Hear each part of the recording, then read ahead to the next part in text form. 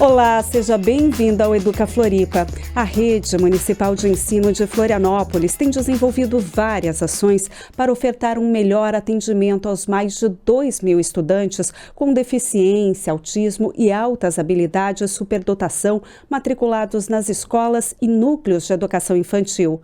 Um movimento construído por muitas mãos e que serve de referência para todo o país.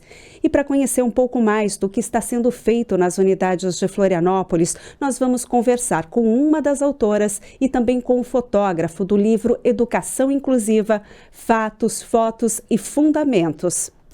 E a gente inicia nosso bate-papo com a Rosângela Machado, que é professora doutora em educação. Rosângela, seja muito bem-vinda ao Educa Floripa. Muito obrigada, é um prazer. Obrigada pela oportunidade. Rosângela, você é uma grande conhecedora dessa área, autora de diversas publicações, entre elas o livro Educação Inclusiva, Fatos, Fotos e Fundamentos, que foi lançado esse ano, que conta aí com a autoria de outras pessoas também.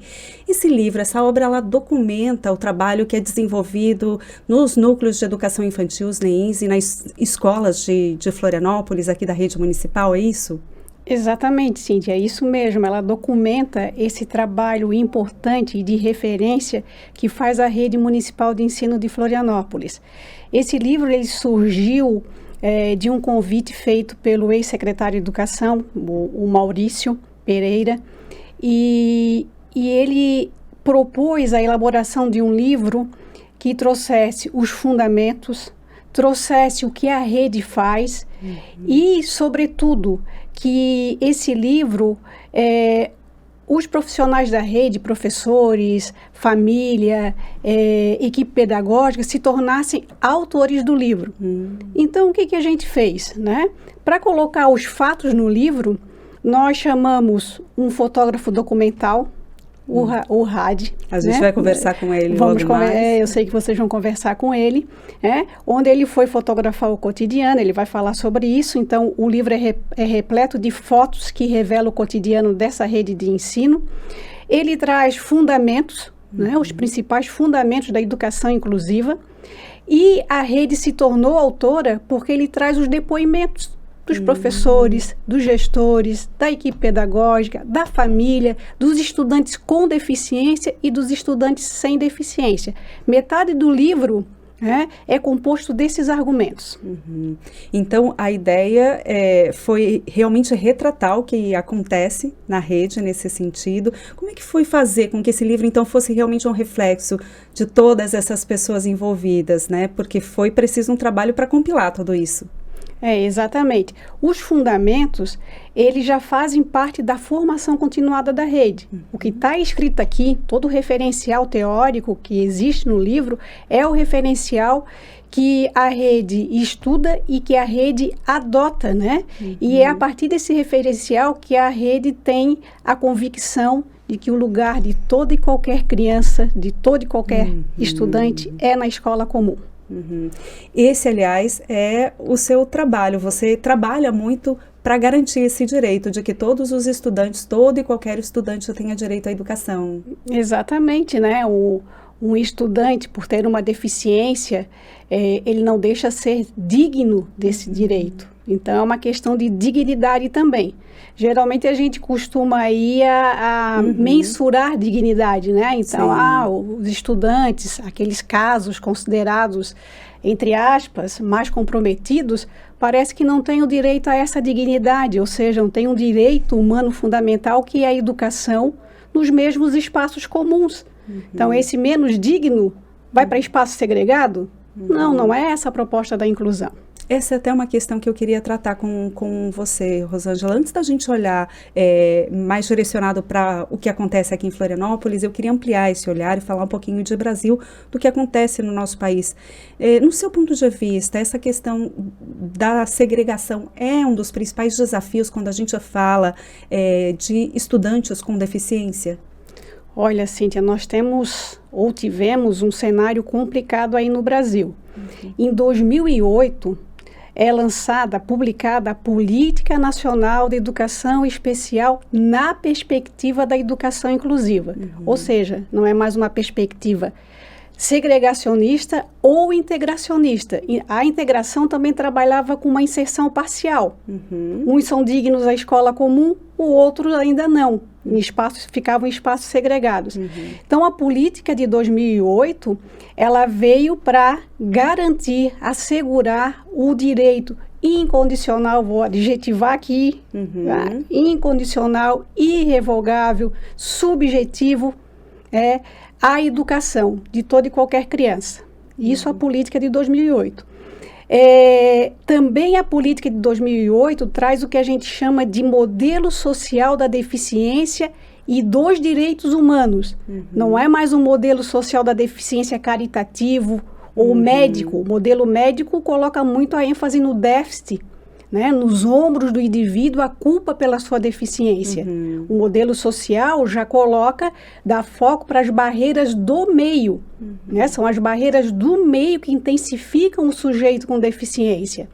E o terceiro elemento que a política traz é a educação especial, que não é mais uma educação especial substitutiva do ensino comum, não é mais uma educação especial com foco clínico, é uma educação especial que vai buscar estratégias, serviços e recursos de acessibilidade, né, para que o estudante com deficiência acesse o ambiente escolar. Agora, vale dizer, Cíntia, que de 2016 para cá, né, com 2 governos federais, houve uma tentativa de retrocesso por meio de uma política, uma minuta de política lançada em 2018, e depois um decreto que foi assinado pelo presidente em 2020, né, onde a gente chama de decreto da exclusão. Esse decreto ele foi suspenso pelo STF, por força dos movimentos sociais em defesa da inclusão, e revogada agora no dia 1º de janeiro pelo atual governo federal. Você falou, Rosângela, sobre barreiras, né? Quais são as principais barreiras que ainda existem? Eu acho que a primeira, eu coloco 2 barreiras principais, né? As barreiras conceituais, como eu havia falado, você tem um modelo da deficiência com base no modelo caritativo e médico, onde o déficit do sujeito é um problema, e atitudinal. E aí isso passa pelo entendimento, né? O entendimento das redes, o entendimento das unidades, dos professores. Exatamente, passa pela compreensão, né, da deficiência. E isso requer formação, discussão, esclarecimentos. E a rede tem um processo formativo muito bom. Né? Os professores são chamados a discutirem esses modelos. Pois é, agora eu queria falar um pouquinho da situação de Florianópolis, que serve de referência para o país e que muitas das ações estão retratadas aí no livro. O que nós temos de bacana, digamos assim, de dizer, olha, que a gente está indo pelo caminho certo? Primeira coisa é que na rede municipal de ensino de Florianópolis não há negativa de matrícula. Né? Inclusive, eu sou aposentada da rede e meus últimos anos eu fiz questão disso, porque eu fui muitos anos gestora da rede, foi trabalhar numa unidade educativa. E lá eu pude ver o quanto que estava consolidada todos os nossos fundamentos e todas as nossas convicções na unidade que eu atuei. Né? Então, eu via os diretores, professores buscar, inclusive, crianças com deficiência que estavam fora da escola, né? Inclusive de conscientizar os pais, porque os pais chegavam e diziam, mas vocês vão aceitar o meu filho aqui? E os professores e os diretores diziam, mas isso é nossa obrigação, isso não é nem pergunta que se faça. Porque muitas vezes o pai ele já tem tantas negativas que ele acredita que o filho, né, pode não ter direito a esse espaço. Exatamente. Então, algo que parece óbvio, né, Cíntia? Sim. Que tornou a rede referência é o direito incondicional à educação, a educação nos espaços comuns a todos. Né? Há ainda no Brasil muita negativa de matrícula. Né? Então, a gente estava falando ainda há pouco sobre a Política Nacional de Educação Especial pela Perspectiva Inclusiva, e ela traz alguns princípios, pelo meu pouco entendimento na área, né, que ajudam para que as redes se articulem para ampliar o número de vagas nas salas regulares para estudantes deficientes. Eu vou fazer parte, semana que vem, de uma banca de doutorado, onde a pesquisadora ela traz esses dados atuais, né, de matrículas. Nós temos hoje, Cíntia, 90%, isso é dado oficial do INEP, 90% dos estudantes com deficiência na escola comum. E isso é fruto, é impacto da política de 2008. Que bom. Exatamente, a política ela teve esse impacto, né? No entanto, a gente tem movimentos ainda de resistência, nós temos uma indústria muito grande da segregação. Então, eu chamo a atenção também que há ações e propostas que tentam também individualizar e segregar o estudante com deficiência no âmbito da escola comum. Então, precisamos estar atentos a isso. Coisa que também a Rede Municipal de Ensino de Florianópolis é pioneira. Ela é pioneira no que a gente chama de atendimento educacional especializado. Não é um atendimento que isola, não é um atendimento que segrega, não é um atendimento que minimiza objetivos educacionais, que reduz o conteúdo para o estudante com deficiência, mas é um atendimento que busca o acesso, a acessibilidade. Isso acontece na sala de aula, né, mas também nas salas multimeio que nós temos aqui. Exatamente. Sala multimeios, nacionalmente, elas chamam salas de recursos multifuncionais.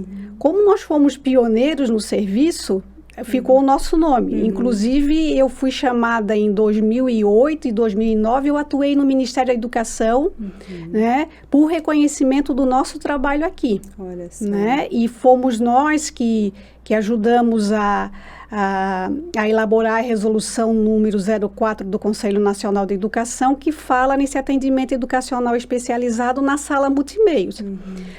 A sala multimeios, Cíntia, é o espaço onde se realiza produção de recursos acessíveis, atendimento ao aluno que necessita de algum atendimento individualizado. Por exemplo, um estudante que ele tem uma tetraplegia, então ele tem impedimentos do pescoço para baixo, ele não fala e ele precisa de acesso na comunicação.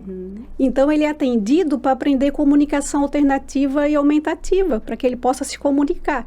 Veja, isso acesso, é diferente de dizer assim, ó, não, esse aluno, eu tenho que minimizar objetivos e reduzir conteúdos porque ele não tem capacidade.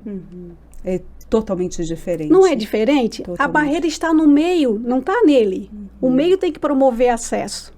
E isso, Florianópolis, a rede municipal tem feito muito bem. Foi pioneira nisso. Foi pioneira nisso. E por isso o livro, inclusive, o livro já está tendo um impacto nacional e internacional. Porque ele serve de exemplo, Ele serve de exemplo. Case de sucesso mesmo, digamos assim. Eu soube que há um pedido da Suécia, né, para encaminhar uma quantidade de exemplar para a Suécia, Espanha e Portugal. Olha só, a gente fica orgulhoso de saber disso, né? Orgulhoso porque, além de ser, obviamente, um trabalho nosso, né? E isso nos enriquece e nos engrandece, mas, acima de tudo, porque mostra a possibilidade. E aí são vários relatos, você comentou sobre essa questão, acho que primordial, de que em Florianópolis, na rede municipal, não se nega matrícula, né, para estudantes deficientes, várias ações que acontecem em sala de aula, nos espaços multimeio, como reforço.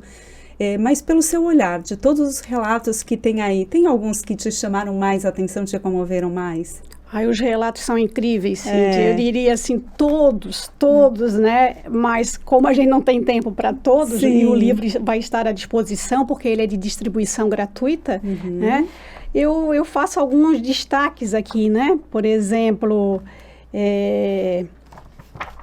Porque tem contribuição de educadores, pais, né? De todo mundo. Exatamente. Toda a comunidade escolar está aqui, né? Claro que tem representações. Houve até um seminário de lançamento do livro. De educação. Exatamente. E teve rodas de conversa com aqueles que deram depoimento para o livro. Né? Mas olha, um depoimento aqui que me acompanha muito de uma professora da educação infantil, a Fernanda Guimarães Mota. Ela fala assim, ó, enxergo a criança e tudo que é próprio da infância. Tenho dificuldade de ver o autismo antes da criança. Olha que lindo. Não é? Uhum. Posso ler mais um? Pode, por favor. A Márcia Koch Viana, outra professora. Eu percebo um aumento significativo no número de crianças com deficiência frequentando a nossa rede de ensino. Isso me faz pensar onde estavam antes essas crianças que não aqui. Se este número aumentou, é porque alguma coisa em nossa sociedade também mudou. Olha só. Tem mais, né? Mas... São vários. São vários. Como que pode ter acesso ao livro, Rosângela? Você falou que é de distribuição gratuita. Então, eu acho que pode ser enviado um e-mail para a secretária, a professora Fabrícia, que apoiou muito a elaboração, o desenvolvimento desse livro. Pode enviar um e-mail também para a gerente de educação especial, a Ana Paula Felipe, e solicitar um exemplar ou outro, né? Porque é um livro que vale a pena mesmo, todos nós termos contato, né? Afinal de contas, ajuda a mostrar um pouco do que está sendo feito, mas também ajuda a fazer com que a gente mude um pouco o nosso olhar para tudo isso, né, Rosângela? Eu acho que a gente conseguiu registrar a experiência nesse livro, fundamentar, e tem mais um detalhe, Cíntia.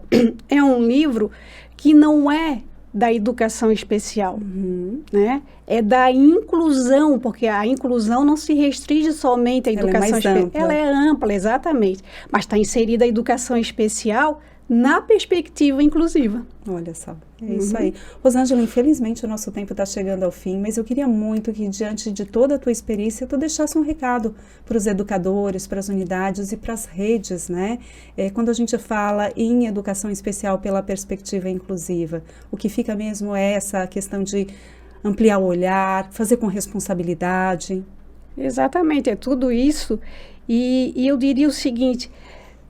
Com base nos depoimentos, né, os professores acreditarem que eles produzem conhecimento. O que está aqui tem fundamentação teórica, obviamente, mas foi produzido, tem um conhecimento produzido pelos próprios professores, né, que estão convivendo com os estudantes com deficiência. O que faz produzir esse conhecimento é a convivência.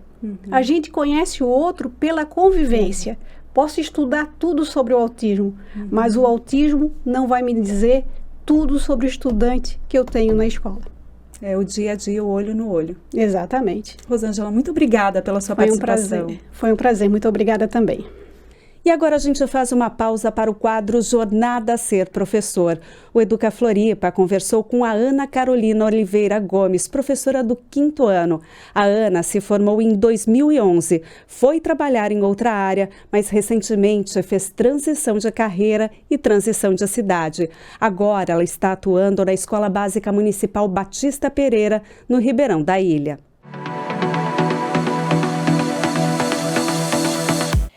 Oi, meu nome é Ana Carolina, eu sou professora aqui na Escola Batista Pereira e eu trabalho aqui desde o ano passado, desde fevereiro do ano passado. Eu me formei em 2011 na Universidade Federal de São Paulo e eu cheguei a trabalhar em escolas quando eu me formei, mas logo em seguida eu fui chamada num concurso e trabalhei durante 8 anos como educadora social em serviços da assistência social em São Paulo, em Guarulhos, na verdade. E aí, no ano passado, no comecinho do ano, eu vim para Floripa e assumi a vaga aqui, voltei para educação. No princípio foi bem desafiador, ainda é. Eu fiquei insegura no começo por estar tanto tempo longe da sala de aula, mas eu acho que a experiência na assistência social foi positiva também, me ajudou a entender um pouco mais da realidade desses estudantes. E tem sido muito bom, aqui na escola tem sido muito bom. Suas turmas são de qual ano? 2 quintos anos. Que idade tem esses estudantes? Eles têm entre 10 e 11 anos. Eles estão numa fase de transição, né, entre a infância e a adolescência, alguns mais criancinhas, outros um pouco mais avançados. Eu tô com essa turma, na verdade, desde o ano passado. Eu trabalhei com eles no 4º ano e peguei eles no 5º, então a gente tem um vínculo bem forte. São umas turminhas bem agitadas, né? Quando eles voltaram no ano passado, né, do período de isolamento, eles estavam mais agitados ainda, mas agora a gente tem feito um trabalho bem legal. Eu tenho gostado dos resultados que a gente tem tido. A gente tem as diretrizes nacionais e tal, e tem a proposta curricular de Floripa também que a gente segue. Na verdade, a gente tem um norte, mas a gente também tem bastante liberdade, né, para trabalhar em sala de aula. A gente trabalha no eixo de ciências, por exemplo, corpo humano, evolução. A gente trabalha em língua portuguesa bastante interpretação de texto. Matemática, a gente está agora nas frações, divisão. O importante é eles saírem do 5º ano com as 4 operações bem consolidadas, né? Sabendo fazer as contas bem direitinho e sabendo ler e interpretar o que eles leem, né? Principalmente. Eu acho que um dos maiores desafios é de fato conter a atenção deles, porque eles estão, né, principalmente por causa das telas, estão numa dinâmica de funcionamento muito acelerada. Os vídeos que eles veem têm, sei lá, 2 minutos e tudo. É difícil eles se concentrarem num livro, uma coisa mais assim que demanda uma concentração. E trazer as famílias para junto, né, da escola, acho que também é um desafio, porque muitas famílias estão um pouquinho afastadas da gente, assim. E tem sido muito gostoso. Eu tive que voltar a estudar, né, fiz uma pós, tô fazendo outra. E a gente não para de estudar, é importante para trabalhar melhor, né. Por isso que é importante a gente ter tempo para estudar, né, ter hora de atividade e tudo mais. A gente é uma escola sustentável, uma escola zero lixo, então a gente não tem descartáveis. A gente tem uma composteira aqui na escola gigante. Eu fiz no ano passado, por exemplo, um trabalho, todo um projeto sobre plantas medicinais. Então a gente tem a horta da escola, tem um olhar para sustentabilidade e tem um olhar também para o combate a todas as formas de opressão. Racismo, sexismo, uma escola bem preocupada com isso. Tá aí mais um depoimento de quem está na linha de frente da educação. E a gente segue o Educa Floripa falando sobre o livro Educação Inclusiva, Fatos, Fotos e Fundamentos. E quem está aqui comigo é o Radilson Carlos Gomes, que fez as fotos dessa obra. Radilson, seja muito bem-vindo ao Educa Floripa. Satisfação, Cíntia, estar aqui com vocês. Radilson, me conta um pouquinho, foram vários registros, como é que foi preparar todo esse conteúdo em fotos? Então, na verdade, eu quero primeiro agradecer a professora Rosângela, né, Machado, que fez esse convite para eu estar participando dessa obra.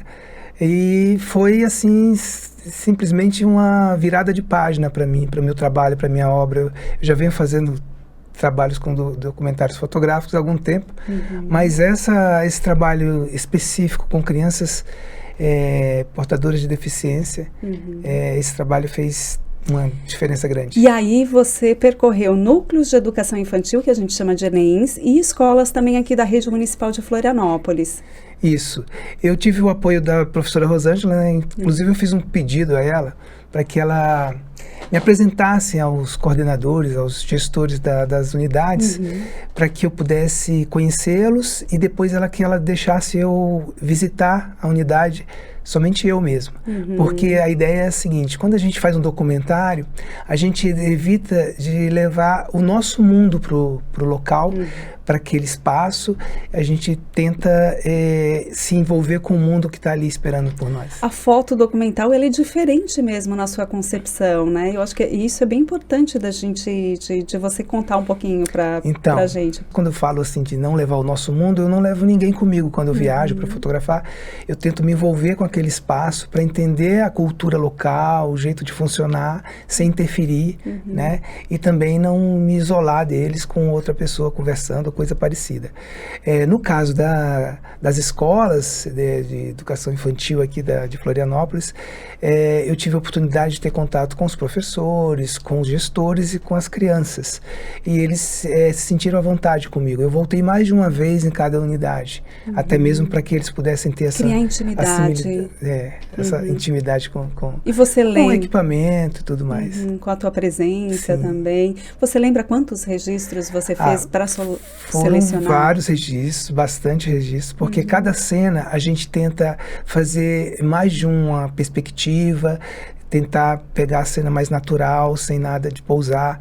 E aí às vezes a gente precisa fazer realmente muitos registros de uma mesma cena, né? E vocês optaram por utilizar a fotografia em preto e branco, por quê? Isso mesmo, isso tem a ver com a fotografia documental. Na maioria das vezes, quando a gente faz um trabalho documental, a gente opta pelo preto e branco, porque embora a fotografia colorida seja bem forte, bem emblemática, mas a fotografia em preto e branco, ela é como se ela estivesse tirando o filtro da cor. Quando ela retira esse filtro, você, ao invés de olhar para as cores, você vai olhar para as formas, para a expressão, você vai olhar para os olhos das pessoas. Existe um teórico, o Ivan Lima, que ele tem um livro chamado A Fotografia e a Sua Linguagem. Fotografia é mais uma linguagem que você aprende esses códigos dessa linguagem, que você tem que aprender a fazer a narrativa com essa linguagem. Então, normalmente, quando você lê uma imagem, você vai ler, tem um código de hierarquia. Vivo, móvel, fixo. Então você olha para o elemento, nós olhamos com fixações sucessivas. Você fixa no vivo, fixa no móvel, fixa no fixo. E assim vai fazendo a leitura. Não é linear como na leitura escrita. Sim. Então, quando você retira a cor, você não vai ter a cor, quando ela existe, às vezes aquela cadeira amarela, aquela mesa vermelha vai chamar a atenção mais que a criança, mais que o seu assunto principal. Quando você retira a cor, não tem esse filtro, essa concorrência. Essa escolha foi proposital. Por conta disso. Exatamente. E de tudo que você visitou, de todos os espaços que você visitou, de todas as fotos que você fez, algumas te tocaram mais?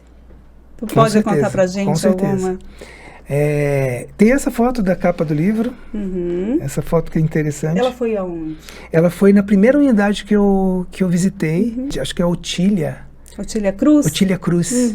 E ela foi uma visita muito interessante. Eu fui lá umas 3 vezes. E as crianças, o que eu percebi é que é naturalizada a questão de uma criança com deficiência. Trabalhei estudando com outras que não têm, mas que estão ali tendo sem um olhar relação julgador, sem o receio do contato, né? Às vezes, por vezes, a gente vê isso muito ainda na sociedade, às vezes até o desconforto que algumas pessoas ficam, né? Então, naturalizar crianças, isso, de te ouvir falando isso, que bacana. É naturalizado, com certeza. Agora, você já teve experiência com outras fotos documentais? Documentais, Conta um pouquinho pra gente. Eu venho numa história com o Ministério da Saúde, né? Eu sou também funcionário do Ministério da Saúde e fui fotógrafo documental. Por 10 anos eu registrei o SUS. Olha só. Então fiz fotografia, fiz livro para saúde mental.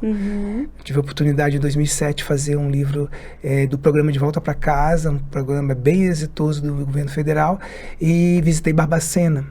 Gerou um livro que foi exposto tanto no Brasil como em Nova York. Fui convidado para os 50 anos da Universidade Stony Brook, e ele circulou Nova York, depois Canadá e outros países. E na sequência a gente fez o Mercosul, por onde passa a saúde, também tudo em preto e branco, trabalhando com a mesma linguagem. E depois a gente teve convite para trabalhar, fazer um trabalho no Haiti, pós-terremoto. Então a gente compôs uma equipe multidisciplinar, e eu fui para dar aula para professores, para médicos e profissionais de saúde do Haiti, aula de fotografia. Para que eles pudessem documentar. Para documentar os registros de violência contra a mulher.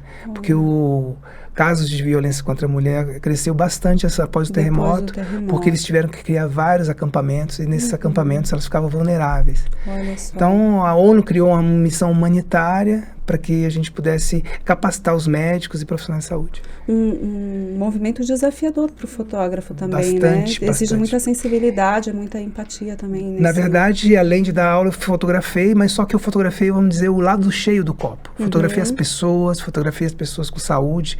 E esse trabalho se resultou numa exposição que aconteceu aqui no Badesc em 2015, na Fundação Cultural Badesc. E depois, África, e agora esse livro maravilhoso. Que você falou que virou uma chave para você. Esse aqui é um livro especial. Adilson, e tudo isso é resultado também de muitos anos de trabalho. Você tem uma escola de fotografia. Sim, tem uma escola de fotografia, o nome dela é Câmara Criativa. Tá certo, Radilson. Infelizmente o nosso tempo acabou. Muito obrigada pela sua participação aqui no Educa Floripa, contar um pouquinho de como é que foi essa trajetória para fazer o livro e também de outras histórias aí de trabalho. Obrigada, viu? Obrigado, Cíntia. Obrigado pela oportunidade. E o Educa Floripa de hoje fica por aqui. Muito obrigada pela sua companhia e até mais.